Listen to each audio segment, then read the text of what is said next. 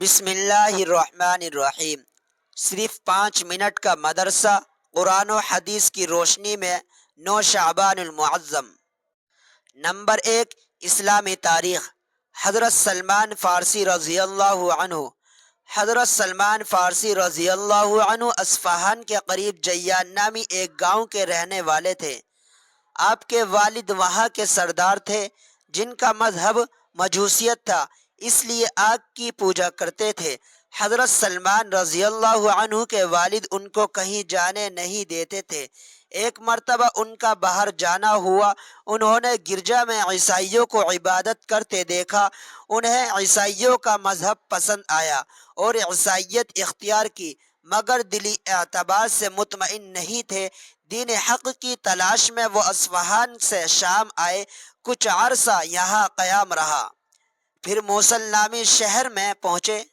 وہاں ایک پادری کی خدمت میں چند سال رہے، پھر وہاں سے دوسرے شہر نصیبین میں ایک پادری کی خدمت میں رہے، وہاں سے عموریہ نامی ایک شہر میں ایک گرجا میں رہے۔ یہاں کے پادری سے معلوم ہوا کہ عرب میں آخری نبی کے ظہور کا وقت قریب ہے۔ وہاں ایک قافلے کے ساتھ عرب روانہ ہوئے۔ قافلہ والوں نے دھوکہ دیا اور غلام بنا کر ایک یہودی کے ہاتھ بیچ دیا۔ اس یہودی کے ذریعے مدینہ پہنچے۔ حضور صلی اللہ علیہ وسلم جب ہجرت فرما کر مدینہ تشریف لائے تو حضرت سلمان رضی اللہ عنہ نے اسلام قبول کر لیا۔ حضور صلی اللہ علیہ وسلم نے حضرت ابو دردہ رضی اللہ عنہ کو ان کا دینی بھائی بنایا تھا۔ حضور صلی اللہ علیہ وسلم نے فرمایا، جنت 3 آدمیوں کو بہت چاہتی ہے، علی، عمار اور سلمان کو۔ حضرت سلمان رضی اللہ عنہ بہت علم والے تھے، بڑے بڑے صحابہ ان کے علم کے معترف تھے۔ حضرت عمر رضی اللہ عنہ نے ان کو عراق کا گورنر بنایا تھا، لیکن ان کی زندگی میں وہی سادگی باقی رہی جو پہلے تھی۔ حضرت سلمان فارسی رضی اللہ عنہ کا انتقال سن 35 ہجری میں ہوا۔ نمبر 2، اللہ کی قدرت۔ ہدہد۔ اللہ تعالیٰ نے خوبصورت اور عجیب و غریب ہدہد نامی ایک پرندہ پیدا کیا۔ اس کے سر پر خوبصورت سا تاج ہوتا ہے، پر میں بیل بوٹے نقش و نگاری ہوتی ہے، چونچ ایسی بنائی کہ مضبوط سے مضبوط درخت کو کھود کر اپنا گھونسلہ بنا لیتا ہے۔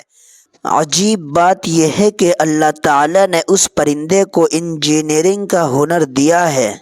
کہاں کس زمین کے اندر اور کتنی گہرائی میں پانی ہے وہ بتا دیتا ہے۔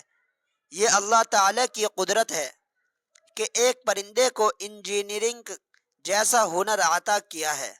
یہی وجہ ہے کہ حضرت سلیمان علیہ السلام کا قاصد ہدہد پرندہ تھا، جسے وہ اکثر و بیشتر ساتھ رکھتے تھے۔ نمبر 3، ایک فرض کے بارے میں، جماعت سے نماز نہ پڑھنا۔ حضرت عبداللہ بن عباس رضی اللہ عنہ سے کسی نے پوچھا کہ ایک شخص دن بھر روزہ رکھتا ہے اور رات بھر نفل پڑھتا ہے، مگر جمعہ اور جماعت میں شریک نہیں ہوتا، اس کے متعلق کیا حکم ہے؟ انہوں نے فرمایا، یہ شخص جہنمی ہے۔ نمبر 4، ایک سنت کے بارے میں، بلندی پر چڑھنے اور اترنے پر ذکر۔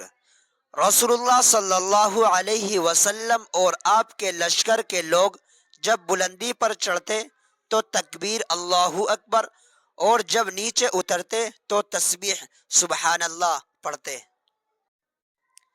نمبر 5، ایک اہم عمل کی فضیلت، مسجد بنانا۔ رسول اللہ صلی اللہ علیہ وسلم نے فرمایا، جس شخص نے اللہ کا گھر یعنی مسجد بنائی تو اس کے لیے اللہ اسی جیسا گھر جنت میں بنائے گا۔ نمبر 6، ایک گناہ کے بارے میں، مسجد میں دنیا کی باتیں کرنا۔ رسول اللہ صلی اللہ علیہ وسلم نے فرمایا، ایک زمانہ ایسا آئے گا کہ لوگ مسجد میں حلقے لگا کر دنیاوی باتیں کریں گے، تم کو چاہیے کہ ان لوگوں کے پاس بھی نہ بیٹھو، اللہ کو ان لوگوں سے کوئی واسطہ نہیں۔ نمبر 7، دنیا کے بارے میں، دنیا کی مثال۔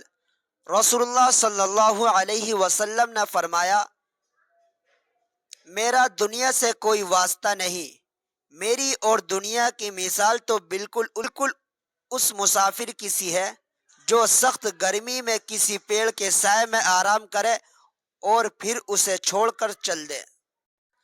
نمبر 8، آخرت کے بارے میں اہل جہنم کا حال۔ قرآن میں اللہ تعالیٰ فرماتا ہے، جو لوگ منکر یعنی کافر ہیں ان کے لیے دوزخ کی آگ ہے، نہ تو ان پر موت ہی کا حکم کیا جائے گا، نہ وہ مر جائیں گے، اور نہ دوزخ کا عذاب ہی ان سے ہلکا کیا جائے گا۔ ہم ہر منکر یعنی کافر کو ایسی ہی سزا دیا کرتے ہیں۔ نمبر 9، طب نبوی سے علاج، زہر اور جادو سے حفاظت۔ رسول اللہ صلی اللہ علیہ وسلم نے فرمایا، جو شخص صبح صبح بغیر کچھ کھائے پیے مدینے کی 7 عجوہ کھجوریں استعمال کرے، اس کو نہ تو اس دن زہر سے نقصان ہوگا اور نہ جادو کا اثر ہوگا۔ نمبر 10، قرآن کی نصیحت۔ قرآن میں اللہ تعالیٰ فرماتا ہے، اے ایمان والو، مصیبتوں پر صبر کرو، دشمن کے مقابلے میں ثابت قدم رہو، ہر وقت تیار و آمادہ رہو اور اللہ سے ڈرتے رہو تاکہ تم اپنے مقصد میں کامیاب ہو جاؤ۔